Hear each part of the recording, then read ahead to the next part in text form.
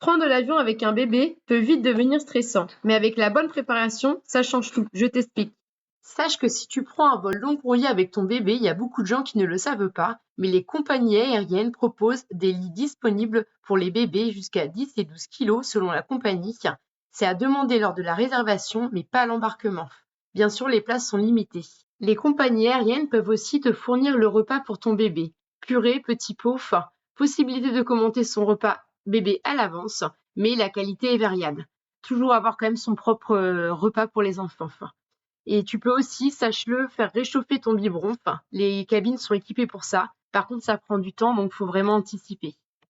Au décollage et à l'atterrissage, la pression change dans l'avion et peut faire mal aux oreilles de bébé, ce qui peut expliquer les pleurs. Mon conseil, donner un biberon, le sein ou une tétine l'aide à avaler, ce qui équilibre la pression et soulage la douleur. On le fait juste avant ces moments-là pour éviter les pleurs et rendre le vol plus agréable.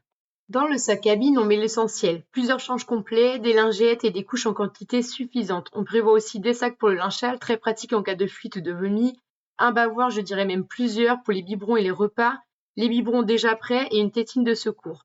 On ajoute quelques jouets, bien sûr, pour le vol, et surtout, tout doit rester accessible rapidement pendant le vol. Ne pas sortir tous les jouets d'un coup, mais les utiliser petit à petit pour garder bébé occupé pendant tout le vol.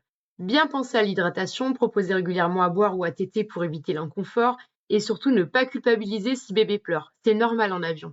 L'idée, c'est de faire des petits tours, alterner calme, distraction et repos pour rendre le voyage le plus simple pour tout le monde. Beaucoup ne le savent pas, mais les familles avec bébés sont souvent prioritaires à l'embarquement. Ça permet de s'installer calmement et de tout préparer sans stress.